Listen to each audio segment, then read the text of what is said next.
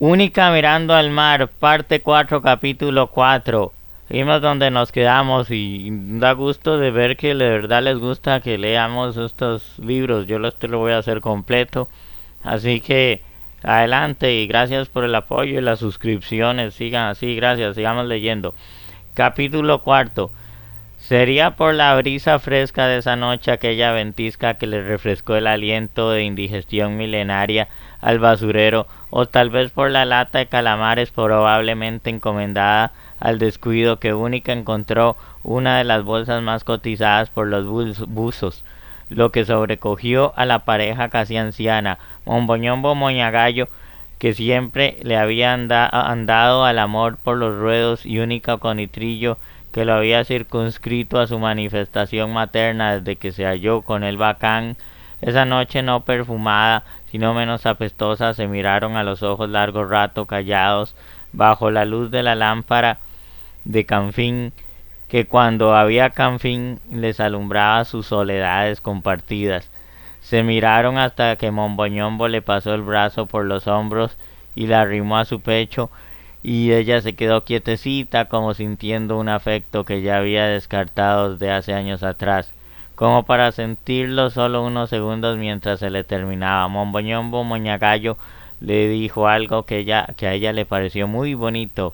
Única, si yo hubiera sabido que habían botado una familia tan linda al basurero para que yo me la encontrara, hace tiempo me habría venido para acá, en vez de estar allá solo esperando morirme de un patatús. Para ella fue la confirmación de una esperanza que no había perdido del todo. El basurero había sido pródigo con ella al darle un hijo, porque no habría hora de completarle la familia.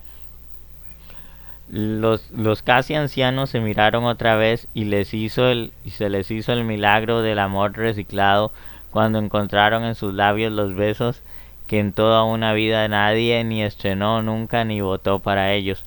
El bacán se aproximaba en esos momentos, pero como aconsejado por su sopilote guardián, se alejó sin hacer ruido y se fue a dormir a la casa del oso Carmuco. Oso, hoy duermo aquí. Yo creo que mamá Única y Momboñombo están haciendo cosas de gente grande.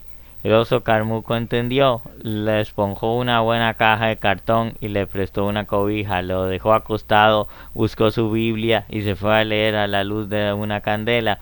Única y Momboñombo entraron abrazados directamente al catre, donde asusaron a sus cuerpos a embestir el amor y a morir en el intento, y ambos salieron airosos, o a morir en el intento, y ambos salieron airosos del esfuerzo. Ay, Momboñombo, yo nunca tuve a nadie hasta que Dios me deparó el bacán. Y ya a estas alturas de mi vida le juro que ya no esperaba esto. Única había visto aproximarse el bacán y vio también cuando se devolvió a casa del oso Carmuco. Solo por eso estuvo tranquila en una pausa de madre que no se había dado desde el día que él apareció en el basurero, con su graciosa carita de insecto diciendo bacán, bacán.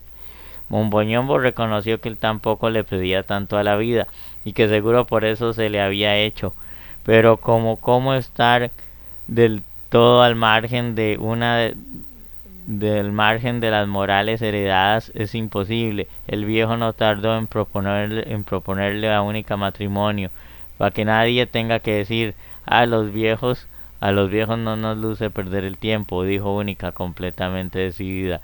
A llevar aquello hasta las últimas consecuencias, yo le hablo mañana mismo al oso Carmuco para que nos case, y aquí en la vecindad. Momboñombo Moñagallo jamás pensó que un buzo llegaría a unirlo en sagrado matrimonio, pero la sola idea se le hizo simpática en el acto. Eso era lo más consecuente que podía hacer a alguien que se había precipitado al basurero por su propia voluntad. Nada debían ellos a nadie, y si a nadie le parecía indecente que tantas personas vivieran sus vidas entre los desperdicios de los demás, menos debía importarle a ellos lo que los de la superficie pudieran decir. En eso estaba cuando también recordó que su remota consideración era absurda de cabo a rabo, ya que aquello que le estaba dando nuevo sentido a su vida pasaría irremediablemente desapercibido más allá de los lindes del mar de los olvidados. Amaneció sin novedad, pero la pareja se quedó un rato más de lo acostumbrado en la cama.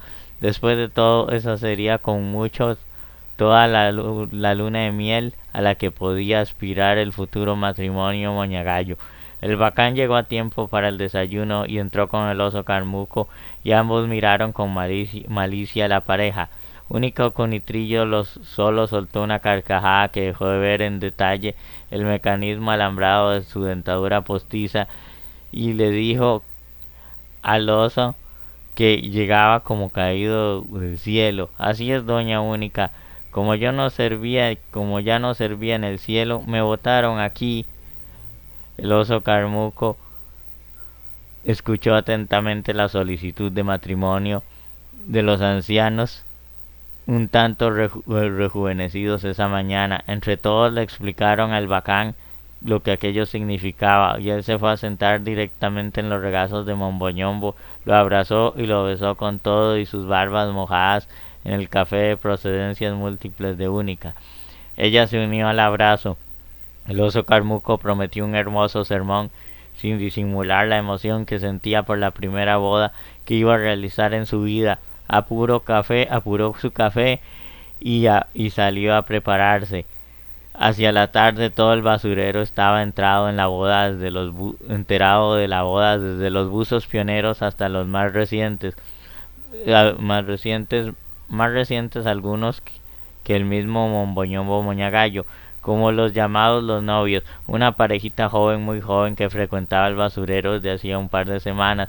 Entre todos los llamaron los novios porque eso parecían. Se vestían ambos con unas camisetas rosadas sin mangas, que quién sabe dónde las habían sacado, de puro idénticas que eran, con el mismo defecto de fábrica sobre las costuras derechas, y el mismo corazoncito rojo del lado del auténtico corazón rojo, idéntico blue jeans desteñido y agujereado a la moda, e idénticos zapatos blancos de goma.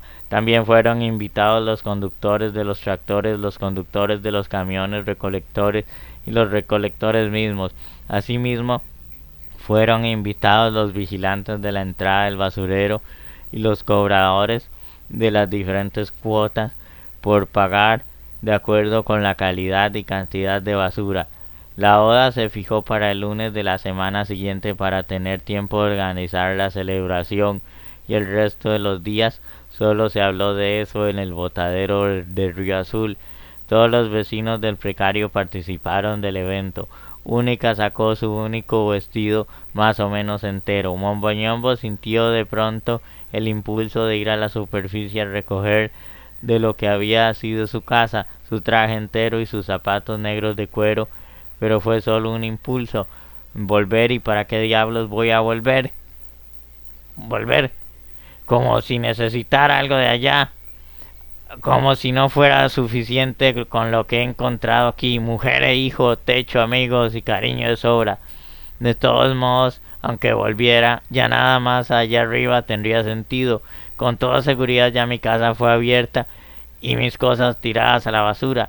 En la de menos, hasta me vienen a buscar aquí mis 4 chunches, porque don Álvaro como que le urgía que yo me largara de ahí, como si el cerdo ese no tuviera lo suficiente plata para no poder dar unos días por el alquiler de una posilga. Y aun si todo estuviera allá tal y como yo lo dejé, ¿qué? ¿Cómo podría volver yo? De solo pensarlo me dan náuseas. Volver a buscar con qué abrir la puerta, mirar todo lo que ya... volver a buscar con qué abrir la puerta, mirar todo lo que ya me es extraño, revisar de nuevo todo para ver qué nos sirve, lo que no nos sirve, tirarlo a la basura, es decir, traérmelo también. Qué absurdo.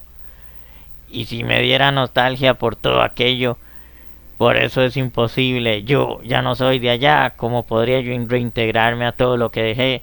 Vivir tranquilo ahora que he conocido a esta gente maravillosa. ¿Cómo podría yo volver a tirar algo de la basura? Creo que trabajaría solo para mandarles cosas por el correo de los camiones.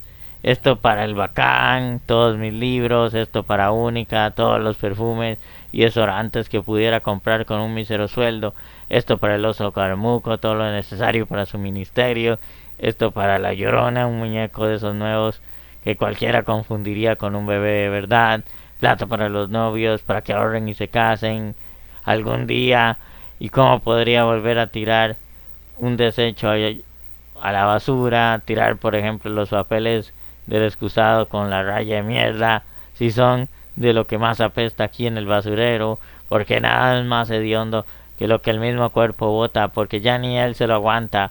No puedo ni pensar tampoco en lo que Única haría con los desperdicios de comida, porque como dice siempre Única, lo que aquí no, lo que aquí llega no es que no sirva, no es eso, es lo que la gente ya se ha acostumbrado a tirarlo todo por la mitad, y por eso es que ella siempre tiene desodorantes, pastas, cepillos de dientes, perfumes, toallas femeninas, polvillo para hacer fresco, y como ella todo lo recoge y lo guarda en un solo frasco. Los frescos son siempre de varios colores y sabores. La gente, y yo lo sé porque yo fui gente alguna vez, no sabe que lo que bota cuando bota la basura es como un acto mecánico, nada más que ve algo y ya está por acabarse, lo agarra y lo tira al basurero, todo revuelto, y tantas veces se ven cosas valiosas y se pierden, como aquel reloj que se encontró don Serlindo la semana pasada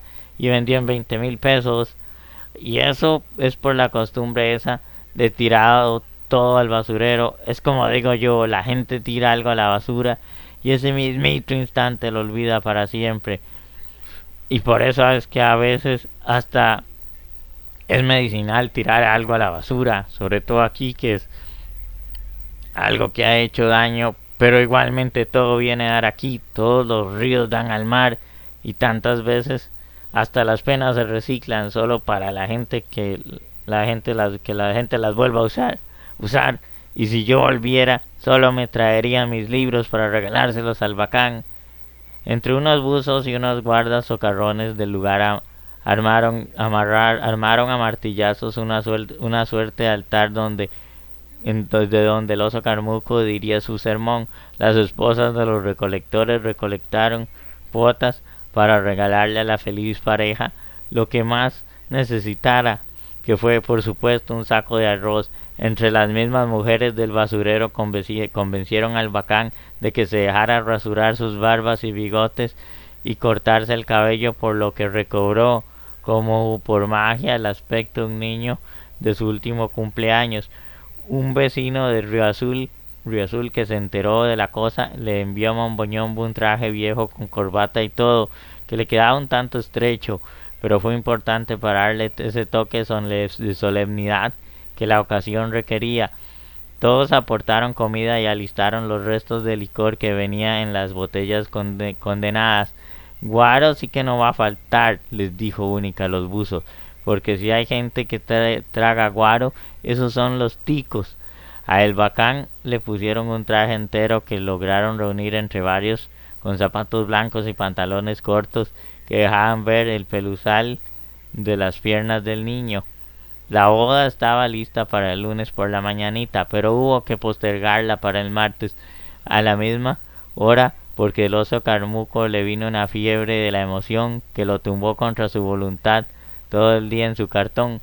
Pero el martes, aún contra la sentencia popular de que ni te cases ni te embarques, ni de tu casa te apartes, en la colina del botadero de basura del Río Azul, entre la comitiva de sopilotes y el desfile de las moscas, la recolección de basura de la capital se vio interrumpida por el cierre de los portones y el cese de vaivén de los tractores. Como por artes de magia, la boda coincidió con la gran huelga de recolectores de basura que durante una semana tendría en San José, a punto de asfixiarse en su propia porquería. Los trabajadores del servicio de recolección de basura de la Municipalidad de San José suspendieron sus labores el 4 de enero y demandaron la compra inmediata de 10 unidades recolectoras más que al parecer les habían ofrecido desde febrero del 91. En el botadero con vistas hacia San José por el noroeste, a Desamparados por el sur hacia el verde sobreviviente de la colina por el este. La congregación de buzos suspendió su trabajo para presenciar el acto solemne de la unión de matrimonio de Única, Conitrillo y Momboñombo Moñagallo. El oso Carmuco estuvo en pie a eso de las 4:30 de la madrugada, temblaba de frío y de emoción desde el feliz día en que había hallado aquel largo vestido púrpura, la Biblia, y había decidido colgarse los hábitos encima. Había esperado algo así ansiosamente, había realizado confesiones y absoluciones entre los mismos buzos y había oficializado la misa de gallo, pero nunca había casado a nadie, tampoco había asistido a misa desde su lejana niñez, por lo que recordaba muy vagamente el ritual. A Única, la flamante novia, la entregó don Retana, el hombre muy anciano que vivía cerca del precario, a quien Única visitaba de vez en cuando porque vivía solo. Momboñombo ya esperaba de pie en el altar. Don Retana, pese a que había sido marinero y lo había visto todo en este mundo, tuvo que disimular el asombro y una risilla desdentada al ver al oso Carmuco tan caracterizado en su uniforme. Hermanos, estamos aquí reunidos para unir a este hombre y a esta mujer en sagrado matrimonio. Ellos han decidido continuar sus vidas buceando a 4 manos. ¿Qué es bucear a 4 manos?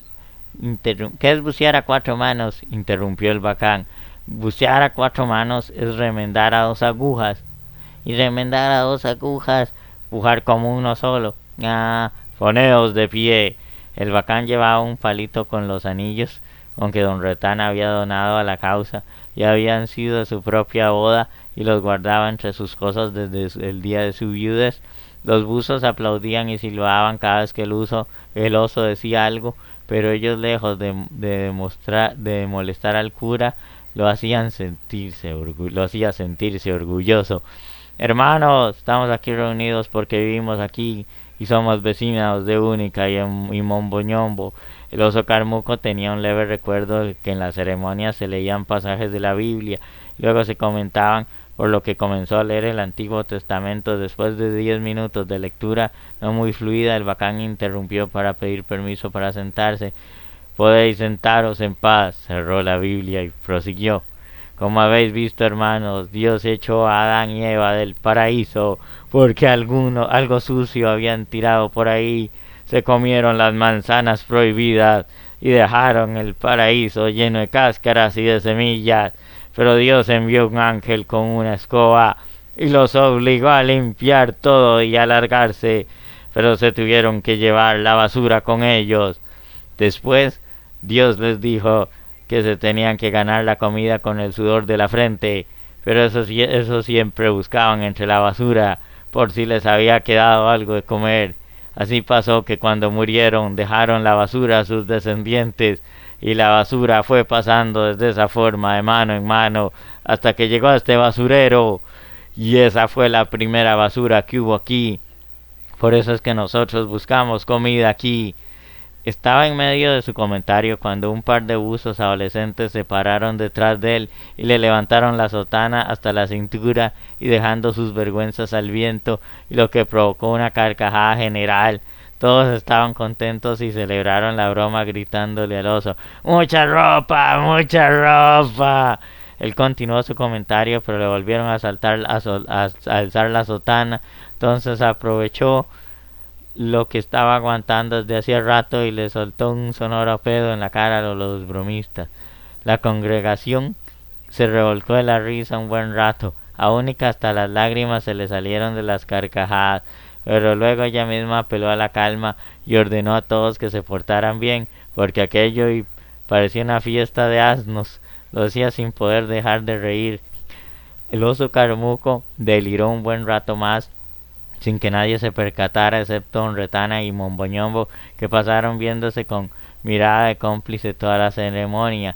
Finalmente llegó a todo lo que el mundo sabe y dijo: Señor Momboñombo Moñagallo, tomas a esta mujer como tu esposa para protegerla, honrarla y quererla para siempre, hasta que la muerte los recoja en su camión recolector.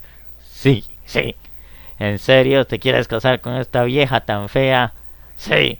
Y Única le arrebató la pandereta que le había tenido él había tenido en la mano y toda la ceremonia y le dio con ella en la cabeza. Todos volvieron a reír y ella alzó los brazos en señal de triunfo a la manera de los boxeadores. Y tú, doña Única Conitrillo, tomas a este hombre igual de feo para lo mismo. Sí. Momboñombo le dio otro golpe con la pandereta. Bueno, tal parece que este par de viejos se quieren casar. Ahora es que no los caso, ahora es que no los caso. Se puso a cantar el oso Carmuco, acompañándose con la pandereta y brincando, pero todos empezaron a silbarle y a tirarle cochinadas del suelo. Por fin volvió a su lugar y dijo seriamente: si así lo hicieres, él os ayude, y si no, él y la patria os lo demande. Ya te podés coger a la novia. Todos aplaudieron y gritaron y tiraron porquerías para arriba y corrieron a abrazar a los novios y a echarles basura encima. Una vez terminada la ceremonia, el oso Carmuco sacó una desvencijada guitarra que guarda desde antaño y se puso a cantar una ranchera en honor de los novios. Dos corazones se dieron, se darán la mano. Momboñombo estuvo a punto de dejar viuda Única del ataque de risa que tuvo luego en la embriaguez de la fiesta.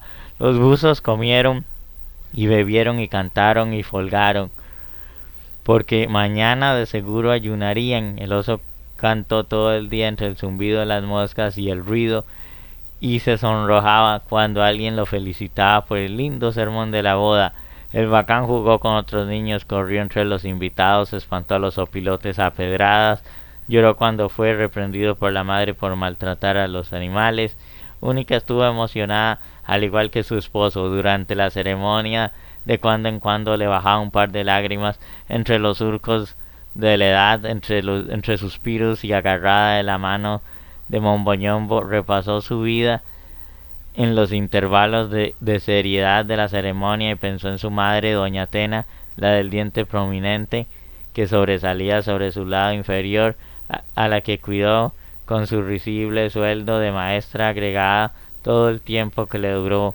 Trató de recordar a su padre, pero no pudo. Recordó sus días de niña en zona rural, y recordó cuando abandonó el campo hacía más de 40 años, cuando la trasladaron a Desamparados a terminar ahí su servicio docente. Su madre ya había muerto y no volvió a ver a nadie de su familia nunca más. Definitivamente, ese fue el segundo día más feliz de su vida, porque a pesar de todo nada podría comparar al día en que se halló con el bacán y empezó a ser madre. Ahora tenía completa la familia. La ceremonia estuvo a punto de ser interrumpida por un grupo de policías que llegó a averiguar por qué estaba cerrado el botadero a esas horas de la mañana, y creían los policías que se trataba de un nuevo bloqueo por parte de los recolectores o los vecinos por la presencia ya insostenible del basurero en esa zona, o por el enredo de lo de la compra de las 10 unidades. Pero al menos esta vez no hubo necesidad de romper barricadas ni de dispensar por la fuerza a los niños de la escuela del barrio, ni a las amas de casa que solían amenazar con agredirlos a escobazos. Los portones se dejaron abrir sin ninguna resistencia, porque nada tenía que ver con la huelga de los recolectores. Si no llegaban los camiones atiborrados de basura, tanto lo mismo daba que hubiera o no acceso al botadero. Durante la semana de la huelga, muchos buzos decidieron lanzarse a las calles de la ciudad, dado que los camiones de la basura, como si de repente un mar abandonara sus playas, se habían ido, y el sustento había que ir a buscarlo donde estuviera. Pero un buzo en las calles de San José es un marinero en tierra. Andaban todos mareados. Las lineales aceras y las calles irremediablemente rectas que les daban a los buzos una sensación de infinitud que los descompensaba. Una acera o la del frente no les decía lo mismo a los buzos que a los ciudadanos. Para ellos la red de calles no implicaba ningún principio de orden. A veces se pasaban hasta una hora girando en torno a la misma cuadra sin percatarse, a pesar de que conocían bien la ciudad. Cruzaban cientos de veces la misma calle, de una acera a otra, sin mayor preocupación por los vehículos que los lapidaban a bocinazos. Se metían a los establecimientos para nada, daban una vuelta dentro y o salían por sus propios pies o los echaban a empujones porque sus esquemas de circulación estaban programados de acuerdo con el terreno quebradizo del basurero, sin calles ni aceras ni semáforos ni gentes de la superficie. Al caminar en un espacio abierto, los buzos reproducían los límites del basurero y los pasos que allí debían dar para revolcar varias veces en el mismo sitio. Cruzaban las calles, caminaban en círculos con la manía como de gallina de remover el suelo con los pies. Varias veces caminaban 25 metros y se devolvían, chocaban con la gente. Era un desastre y ni siquiera se percataban que era de ellos de quienes los transeúntes decían que estaban borrachos o drogados o locos o en el mejor de los casos. Pero no había nada de eso, sencillamente manejaban el espacio a partir de otras coordenadas. Su vista estaba especializada y su oído atrofiado. Su mareo de tierra lo provoca el pavimento inamovible. Su mirada extraviada de animal salvaje puesto de pronto en la ciudad la provoca la búsqueda de objetivos que, como pintados con pintura para detector láser, pasan inadvertidos para los transeúntes que se los brincaban, los esquivaban, los detestan, pero no los ven, y los buzos llegan a formar una unidad indisoluble con el bote de basura para el que los ve comiendo directamente de la boca de un estañón de basura. Los buzos son eso, con lo que nadie desea tropezar. Al cuarto día de la huelga los recolectores, la municipalidad de San José inició gestiones ante otros consejos y el Ministerio de Obras Públicas y Transportes para echar a andar un plan de emergencia para recoger la basura de las calles de la ciudad. Se calculaban en 2 millas toneladas métricas de basura que ya estaban evocando el fantasma de la peste, y los vecinos de la GAM seguían sacando la basura de sus casas a las aceras de los buzos. Los perros y otras plagas la atacaban. Muchos dueños de establecimientos comerciales optaron por alquilar servicios privados de recolección para deshacerse de su basura. El operativo tuvo éxito, salvo el pequeño detalle de que nunca se supo qué hicieron con la basura recolectada. La municipalidad adquirió vehículos y trabajadores prestados, quienes bajo la custodia de la fuerza pública recogieron esa noche unas cuantas toneladas, y el viernes 8 de enero llegó a feliz término la huelga de recolectores, cuyo pliego de peticiones fue aprobado. Un segundo después del recogido del último montículo de basura, ya nadie recordaba ni la huelga, ni las calles atiborradas, ni los rumores de los desperdicios. Todo había sido enviado a Riazul, el gran botadero para el solaz y salud de los ciudadanos. El regreso de los camiones fue recibido con alegría en el basurero. Todo había vuelto a la normalidad justo cuando se comenzaban a agotar las reservas de los de a bordo. En los periódicos atrasados llegó también la noticia de que el gobierno estaba estudiando 14 sitios ofrecidos por particulares y otras entidades para la ubicación del nuevo relleno. De las 14 finalistas, la comunidad de Orotina fue la primera en ser llamada y desfiló en traje de gases lacrimógenos cuando la policía antimotines se enfrentó a unos 1500 vecinos que bloquearon en señal de protesta algunos puntos de la carretera costanera que conduce a Quepos. Desde el sábado por la madrugada, los vecinos colocaron camiones en 4 esquinas, y en Pozón de Coyolar nadie se hacía a la idea de un relleno a la vuelta de su casa, ni a eso de que la basura viajaría kilómetros en tren hasta el nuevo lugar de su descanso eterno. Los gases lacrimógenos obligaron a los vecinos a refugiarse en un salón de orillas de la carretera. Luego se llegó a un acuerdo pacífico entre llorones y policías. El sacerdote, el presidente del comité cívico contra la instalación del relleno, se quejó ante la prensa de haber recibido gases a cambio de los refrescos que los vecinos le habían ofrecido a los policías y aseguró que se estaban tomando medidas por si el gobierno insistía en colocar ahí el basurero. A pesar de las imágenes de niños, mujeres y ancianos, además de los hombres afectados por todos los gases y alguno que otro empujón por parte de la fuerza antimotines, Orotina estaba en pie de guerra. El gobierno solamente dijo no entender la actitud de los vecinos de Orotina, pues solo había sugerido el nombre como posible ganador, nada oficial aún, y seguían el misterio y el mutismo que tenía en Bilba el país. Nada se decía, nada de humo blanco, de vez en cuando alguna pronunciación a favor de transportar la basura por vía férrea. El ministro de Salud aseguró que el basurero sería instalado en una comunidad de la que nunca se había hablado. Es por eso nadie se podía quejar, porque la propiedad no tenía caseríos cercanos excepto la casa de un peón. Claro que quedó en el misterio lo que habría dicho si se hubiera tratado desde la casa de un que quedó en el misterio lo que habría dicho si se hubiera tratado de la casa de un millonario. Los finalistas pasaron una semana entera con el alma en un hilo. La Uruca, Orotina, la preferida del jurado, Turrúcares, Turrubares, Atenas. Pero no fue sino hasta el 15 que Esparza fue la que quedó con la boca abierta cuando por decreto fue electa Miss Nuevo Relleno Sanitario. Los vecinos de Orotina gritaron y lloraron, llanto natural esta vez, y se congregaron en el templo para presenciar por televisión el discurso del ministro en el cual se confirmó la exoneración de sus terrenos como depositarios de lo que nadie quiere en sus casas. El padre puso orden y dirigió un acto religioso en acción de gracias por la intervención divina en los asuntos del gobierno.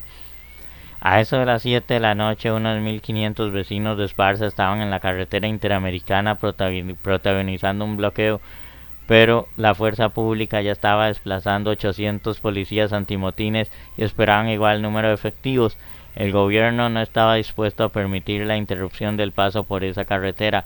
Por su parte, los noticiarios no dejaban de instar a los pobladores de Esparza a colaborar, a deponer su actitud egoísta por el lugar, pero el lugar había sido elegido sin ningún criterio más allá de lo lejano, un par de kilómetros de las poblaciones cercanas. El estudio de impacto ambiental no se había hecho. El presidente dijo, como quien no quiere la cosa, que el estudio aún no se había realizado, pero que sus resultados serían positivos. ¿Ves? Le dijo Única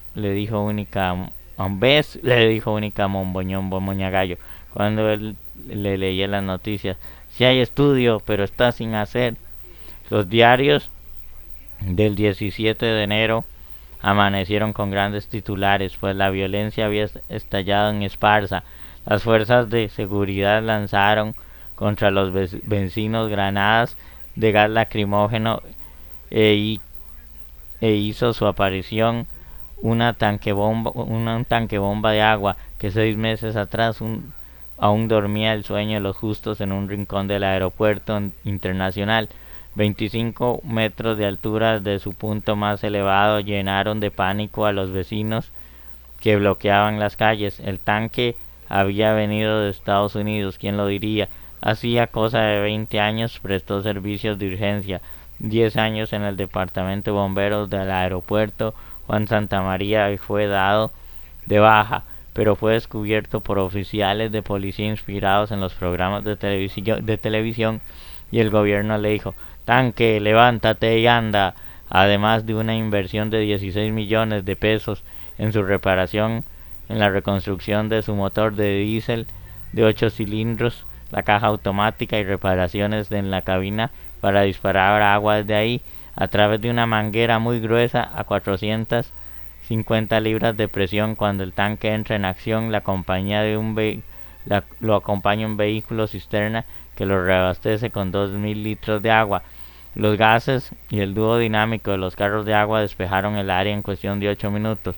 Los vecinos huyeron heridos, mojados y humillados y ofendidos, intoxicados por por los gases al punto de que fueron necesarios 4 unidades de la Cruz Roja para atenderlos. Entre los perjudicados se encontraban 3 recién nacidos, aseguraron los diarios. Un reportero que había venido cubriendo los acontecimientos desde días atrás, aderezando las informaciones con criterios personales no muy autorizados, fue alcanzado durante el enfrentamiento por un proyectil contra su cabeza y le removieron la sangre junto con sus apreciaciones personales.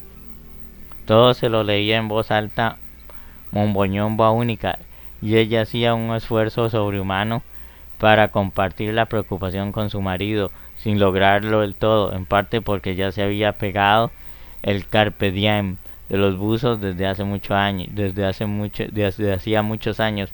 El Señor proveerá, Momboñombo, no te pongas así, vos sabés que así es todo en este país, un pleito, un agarronazo y después todo sigue como si nada hubiera pasado. De acuerdo, Única, pero la diferencia es que hasta ahora nunca habíamos visto que la policía utilizara esos métodos para dispersar a la gente. ¿No viste? No eran criminales los que estaban protestando, eran los propios vecinos del lugar, y había mujeres, niños y ancianos como vos o como yo, y los fumigaron a todos, porque de un día para otro les avisan que el nuevo basurero lo van a tener en su comunidad, en cabezas de Esparza, como quien dice, Única, en sus cabezas. Yo te lo he estado diciendo, no nos van a echar de aquí y no va a haber para dónde irse, pero aquí nadie me hace caso, todo el mundo está ahí esperando a que pasen los nublados del día y nadie se preocupa. Eso de los nublados del día se debe al nuevo frente frío que amenaza al país, apuntó el Bacán, que leía sin entender mayor cosa de un diario de esos días.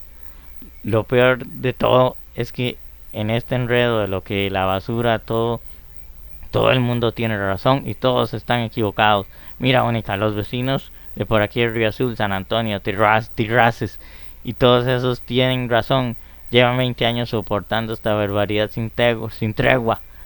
Ay, no seas ingrato, Momboñombo, no le digas barbaridad, no ves que aquí vivimos, protestó Única. Tregua, tregua, tregua, tregua, tregua, se repetía fascinado el Bacán. Sí, que le digo barbaridad porque si no, decime cómo se le puede llamar a eso de vivir entre la basura. Y no me digas que es que yo no soy un buzo profesional y todo eso porque todavía no me he acostumbrado. Pero bueno, después por otro lado cada día hay más basura y no hay donde botarla y la gente exige al gobierno una solución inmediata y el gobierno dice que no hay plata como para reciclar la basura. Eso sería lo más lógico. Lógico. Pero si hay plata para hacer un tanque bomba del tamaño de un dinosaurio, sí, Bacán. Ya sé, dinosaurio. Y ahí siguió el viejo con su cuchara hablándole al Bacán porque Única ya se había hastiado de escucharlo y se había ido a sus quehaceres. Tenía que reorganizarse después de lo que la huelga de los recolectores, que además de lograr su objetivo, había dejado que toda la basura de una semana se pudriera en las calles de San José, y aunque pareciera un chiste de mal gusto, su hedor era desagradable aún en el basurero. Momboñombo Moñagallo se estaba obsesionando con el tema del basurero, andaba malhumorado esos días y comía menos ante los ojos preocupados de Única, que optó por esconderle los diarios, pero llegaban tantos ejemplares cada día que era casi imposible que no los leyera. Es que así son todos los hombres, entre más viejos, más necios. Te oí, Única, te estoy oyendo, pero el día que nos vengan a sacar de aquí y nos pongan en media calle sin techo y sin sustento, vas a ver y vas a tener que decir: Momboñombo tenía razón, pero como uno aquí es como un muñeco pintado en la pared. Pero vas a ver, esto de la basura se está poniendo color de hormiga. Por un lado el gobierno no da el brazo a torcer, que reciclar costaría un ojo de la cara por otro, y el ministro de Seguridad promete mano firme. Por otro, los vecinos de Esparza dicen que van a seguir metiendo cabeza hasta lograr algo. Por otro, el resto de los ticos se pasa el problema por el culo, como por otro.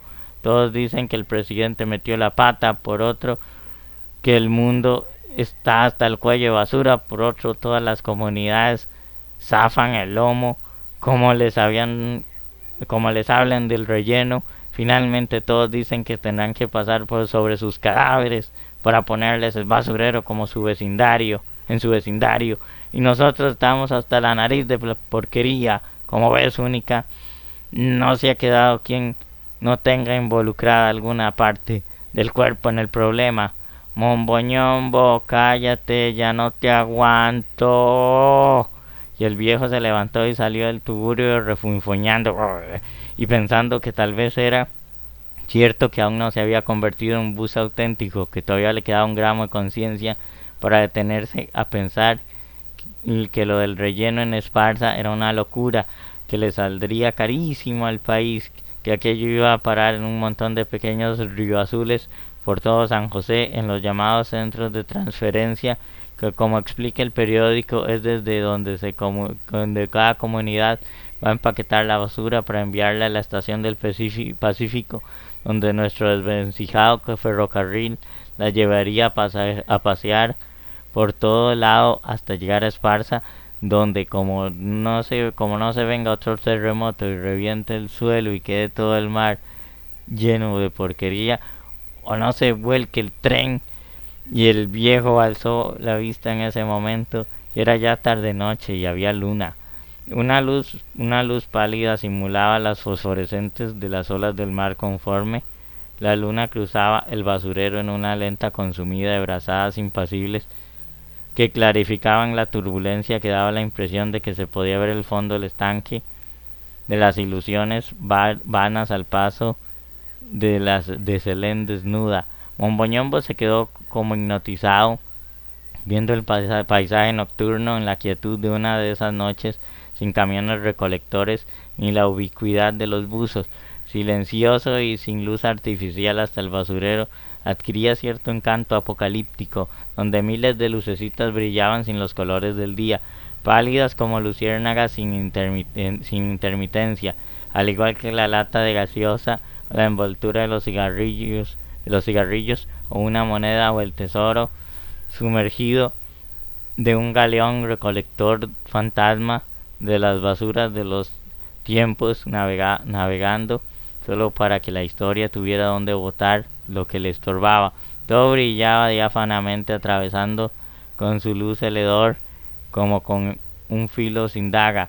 El viejo contemplaba de cuclillas, luego avanzó un poco hasta uno de esos troncos de playa donde se mira al mar un estañón hundido a lo largo hasta la mitad. Se sentó y se le apaciguó el espíritu. En eso sintió el abrazo de Única que había salido a buscarlo envuelto en su cobija. Antes de abrazarlo lo había observado un rato, se envolvieron ambos en la cobija y se quedaron mirando lo que parecía ser un pesquero en la línea del horizonte.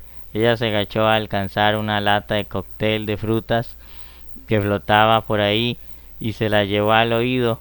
Después se la puso a Momboñombo en su oreja para que escuchara dentro el eco de las olas del mar. Dicen, le dijo Única, que si uno se pone un tarro en la oreja puede oír el ruido de los tractores. Él tiró lejos el tarro y se besaron salobremente, como saben las bocas de los que se besan en el mar. Los moñagallos regresaron reconciliados con el mundo a su catre matrimonial, a tratar de dormir el resto de la madrugada para reponer las fuerzas que serían necesarias en la lidia al día siguiente.